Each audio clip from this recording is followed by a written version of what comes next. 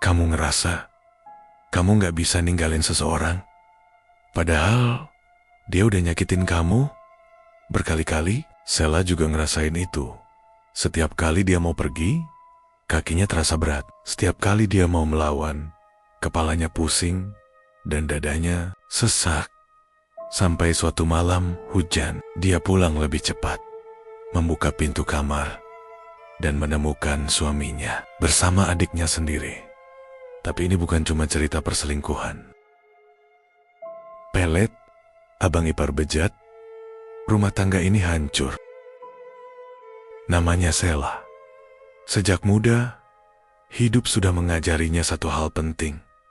Jangan berharap terlalu banyak pada siapapun. Dia terbiasa bangun pagi dengan badan masih pegal, berangkat kerja saat matahari belum benar-benar naik, lalu pulang ketika langit sudah gelap. Siang hari dia bekerja sebagai pegawai administrasi di sebuah perusahaan kecil, mengurus data, laporan, dan urusan kantor yang seolah gak pernah ada habisnya. Malamnya, kalau tenaga masih tersisa, dia menerima kerja sampingan, kadang mengetik, kadang bantu jualan online. Semua dilakukan demi satu tujuan sederhana. Kebutuhan rumah tetap jalan. Sheila jarang mengeluh, bukan karena hidupnya ringan, tapi karena dia tahu mengeluh pun nggak akan mengubah apa-apa. Dia sudah terlalu sering menelan capek sendirian, terlalu sering memendam lelah, sampai akhirnya tubuhnya terbiasa. Suaminya, Rico, justru kebalikannya. Dari awal menikah, Rico selalu penuh alasan. Katanya masih cari pekerjaan yang cocok, yang sesuai passion, yang gak bikin dia merasa rendah. Tapi hari demi hari berlalu, bulan demi bulan berganti, dan pekerjaan itu gak pernah benar-benar datang. Yang datang justru utang kecil, masalah sepele yang dibesar-besarkan, dan kebiasaan Rico menghabiskan waktu tanpa arah. Setiap kali Sheila mencoba bicara soal masa depan, Rico selalu menjawab dengan kalimat yang sama, seolah sudah dihafal di luar kepala. Tenang aja Shel, aku lagi nyari peluang. Awalnya Sheila percaya, lama-lama kepercayaan itu berubah jadi kebiasaan menunggu yang melelahkan. Mereka tinggal di rumah sederhana peninggalan orang tua Sheila, di pinggiran kota. Rumah itu tidak besar, tapi cukup untuk sebuah keluarga kecil. Cat dindingnya mulai pudar, lantainya dingin saat pagi, dan halaman depannya ditumbuhi pohon mangga tua. Dari luar, rumah itu terlihat biasa saja, seperti rame-rame lain di sekitarnya. Tapi sejak awal menikah, Sheila sering merasa rumah itu pengap, seolah udara di dalamnya lebih berat dibandingkan di luar. Setiap malam, apalagi saat hujan turun dan angin berhenti bergerak, napas Sheila terasa pendek. Dadanya sering sesak tanpa sebab yang jelas. Dia sering membuka jendela, berharap udara segar masuk, tapi rasa berat itu tetap tinggal, menempel di dinding, di langit-langit, bahkan di sadit-sadit ruangan. Hubungan Sheila dan Rico sendiri tidak pernah benar-benar sehat. Rico punya satu kelebihan yang sering membuat Sheila bingung sekaligus lelah. Dia pintar ngomong, terlalu pintar. Saat Sheila marah, Rico tahu persis kalimat apa yang harus diucapkan. Saat Sheila kecewa, Rico tahu bagaimana caranya membuat suara menjadi lebih lembut, tatapan lebih dalam, dan sentuhan terasa lebih hangat dari seharusnya. Ada sesuatu yang aneh dari cara Rico memandangnya. Tatapan itu sering membuat Sheila lupa pada kemarahannya sendiri. Suara Rico saat merendah dan memohon seperti menekan perasaan Sheila dari dalam. Sentuhannya, meski ringan, terasa berat, seolah menggigit. Sheila sering bertanya dalam hati, kenapa setiap kali dia berniat pergi, berniat menyerah, kakinya justru terasa berat. Kenapa tiap aku mau pergi, kakiku kayak ditarik balik? Pertanyaan itu sering muncul, tapi selalu tenggelam oleh rasa lelah dan rutinitas. Sampai suatu hari, kehidupan mereka berubah pelan-pelan. Adik bungsu Sheila, Sisil, datang dari kampung. Masih remaja, wajahnya polos, Matanya penuh rasa ingin tahu. Sisil datang dengan satu tujuan sederhana, Moe sekolah di Kaura. Orang tua mereka, Pak Surya dan Ibu Dini, menitipkan Sisil untuk tinggal sementara di rumah Sela, berharap kakaknya bisa menjaganya dengan baik. Hari-hari awal berjalan normal. Sisil memanggil Riko dengan sebutan Mas, membantu pekerjaan rumah, dan sering tertawa kecil saat menonton televisi. Kehadirannya membawa sedikit warna ke dalam rumah yang selama ini terasa sunyi dan berat. Sela senang melihat adiknya terlihat bersemangat, tapi perasaan aneh itu mulai muncul perlahan. Riko jadi lebih sering berada di rumah, terlalu sering. Padahal sebelumnya dia sering keluar dengan alasan mencari pekerjaan atau sekadar nongkrong. Kini, hampir setiap kali Sela pulang kerja, Riko sudah ada di rumah, duduk santai, menonton televisi, atau berbincang dengan Sisil. Awalnya, Sela menganggap itu kebetulan, tapi lama-lama ada hal-hal kecil yang mengganggunya. Cara Riko tertawa saat Sisil bicara, cara matanya mengikuti setiap gerak Sisil, sedikit lebih lama dari seharusnya. Cara Riko menawarkan bantuan yang tidak diminta. Sela mulai merasa tidak nyaman, tapi setiap kali dia ingin menegur, tubuhnya bereaksi aneh.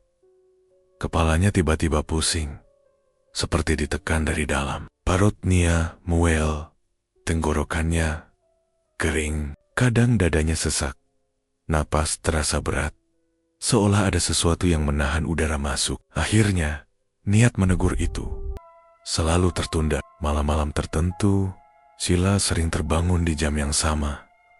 Jam 3 pagi, selalu jam itu. Seolah tubuhnya punya alarm sendiri yang memaksanya membuka mata di waktu yang tidak wajar.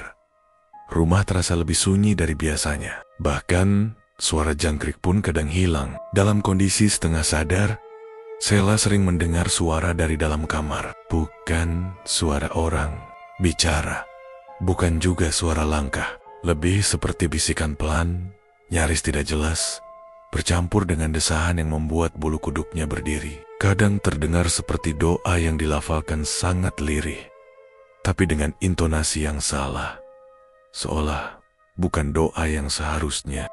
Sela sering menarik selimut lebih tinggi, mencoba menutup telinga, meyakinkan diri bahwa itu hanya perasaan lelah, tapi jauh di dalam hatinya ada firasat buruk yang mulai tumbuh. Firasat bahwa rumah ini sedang menyimpan sesuatu yang pelan-pelan bergerak, menunggu waktu, dan siap merusak segalanya tanpa suara.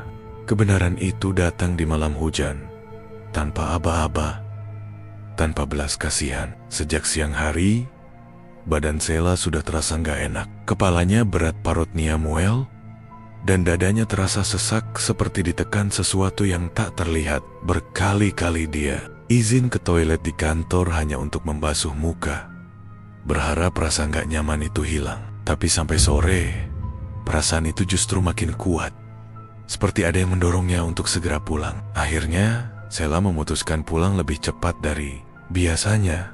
Hujan turun deras saat dia sampai di rumah. Jalanan basah, udara dingin menusuk kulit. Begitu pintu rumah dibuka, hal pertama yang dia sadari adalah gelap. Lampu ruang tengah mati. Padahal biasanya jam segitu Riko selalu menyalakan lampu, entah untuk menonton televisi atau sekadar duduk malas di sofa. Rumah itu sunyi, bukan sunyi yang menenangkan, tapi sunyi yang terasa salah. Seperti semua suara ditelan oleh sesuatu. Sela berdiri beberapa detik di ambang pintu. Jantungnya berdebar tanpa alasan jelas. Dia memanggil nama Riko. Pelan, tidak ada jawaban. Dia memanggil Sisil. Tetap tidak ada suara. Hanya bunyi hujan di luar dan detak jantungnya sendiri. Saat melangkah ke arah kamar, Sela mendengar suara lirih dari dalam. Sangat pelan, tapi cukup jelas untuk membuat langkahnya berhenti. Suara itu bukan suara asing. Dia mengenalnya. Terlalu menjat. Tangannya mulai gemetar, Saat menyentuh gagang pintu kamar, ada rasa takut yang mendadak naik dari perut ke dada. Tapi ada juga rasa ingin tahu yang memaksa dia tetap membuka pintu itu. Dan saat pintu terbuka, dunia Sheila runtuh. Seketika, Rico dan Sisil di kamar itu, di rumah itu, di tempat yang seharusnya paling aman. Sheila tidak ingat apakah dia berteriak atau menangis. Semuanya terasa kabur. Yang dia ingat hanyalah kakinya yang tiba-tiba lemas. Tubuhnya hampir jatuh. Kalau saja dia tidak berpegangan pada kusen pintu. Dadanya terasa seperti diremas kuat-kuat dari dalam. Napasnya terputus-putus. Sisil menjerit dan menangis histeris. Wajahnya pucat. Tubuhnya gemetar. Tangannya berusaha menutupi diri. Rico meloncat turun dari ranjang, berlutut di depan Sheila, memegang kaki Sheila, sambil terus menangis dan memohon. "Ini salahku, Shel. Aku khilaf, aku benar-benar khilaf," katanya terbata-bata. "Aku janji, aku sumpah, ini gak bakal kejadian lagi." Kata-kata itu keluar seperti air, lancar, meyakinkan, dan entah bagaimana, kata-kata itu kembali bekerja. Sheila tidak tahu bagaimana malam itu berakhir. Yang dia tahu, pada akhirnya dia memaafkan. Bukan karena hatinya benar-benar rela, tapi ada sesuatu di dalam dirinya yang terasa dipaksa melembek. Marahnya seperti ditahan, dipadamkan sebelum sempat meledak. Hari-hari setelah kejadian itu terasa aneh. Sheila menjalani hidup seperti biasa, tapi dengan perasaan kosong. Dia mencoba percaya bahwa semuanya sudah selesai. Dia mencoba yakin bahwa Rico akan berubah, tapi kenyataan berjalan ke arah yang lebih gelap. Hubungan itu ternyata tidak pernah benar-benar berhenti. Rico masih diam-diam mendekati Sisil. Bahkan, Sheila mulai mendengar bisikan dari keluarga tentang sikap Rico yang tidak pantas pada sepupu mereka, Putri, dan juga pada teman Sisil, Santi. Semua itu selalu dibantah Rico dengan wajah polos dan nada meyakinkan. Dan lagi-lagi, Sheila memilih diam. Beberapa bulan kemudian, perubahan pada Sisil makin jelas. Sisil sering duduk melamun berjam-jam, menatap kosong ke satu titik. Kadang, Sisil bicara sendiri. Suaranya lirih, seperti sedang berdebat dengan seseorang yang tidak terlihat. Tertawanya datang tiba-tiba, tanpa sebab, lalu berubah jadi tangisan keras. Di tengah malam, beberapa kali Sheila terbangun karena suara Sisil menangis dari kamar. Saat didatangi, Sisil hanya memeluk lututnya sendiri. Matanya kosong, bibirnya komat kamit. Yang paling mengerikan, Sisil mulai melukai dirinya sendiri. Lengannya penuh goresan. Ada bekas cakaran yang dalam, sampai darah mengering di kulitnya. Sheila panik. Tapi sebelum dia sempat mencari jawaban, kabar terburuk datang. Sisil hamil.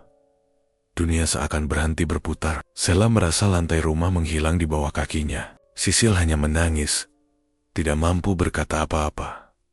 Dan Rico, dia menjauh. Seolah Sisil bukan siapa-siapa. Seolah semua yang terjadi bukan urusannya. Keluarga besar langsung datang. Pak Surya dan Ibu Dini terlihat hancur melihat kondisi anak bungsunya. Mereka membawa Sisil ke dokter, berharap setidaknya ada penjelasan medis. DR. Sarah memeriksa Sisil dengan teliti, dari fisik sampai kondisi kejiwaannya. Hasilnya membuat semua orang bingung. Secara medis, dia sehat, kata dia. Sarah pelan, dengan raut wajah yang serius. Tapi ada sesuatu yang tidak bisa saya jelaskan. Seperti ada tekanan yang bukan berasal dari tubuhnya sendiri. Kalimat itu membuat ruangan terasa makin dingin. Akhirnya, dengan berat hati, Pak Surya memutuskan memanggil seseorang yang sudah lama tidak mereka temui. Seorang kakek tua, orang pintar, yang dulu pernah membantu keluarga mereka. Seseorang yang mengerti hal-hal yang tidak bisa dijelaskan dengan logika. Malam itu, saat kakek itu datang, rumah terasa berbeda. Udara lebih dingin dari biasanya. Lampu-lampu berkedip pelan, dan Sheila tahu, apapun yang akan terungkap setelah ini, tidak akan pernah sederhana. Kakek itu duduk bersila di ruang tengah dengan tubuh tegak dan tenang, seolah semua kegaduhan yang terjadi di rumah itu tidak menyentuhnya sama sekali.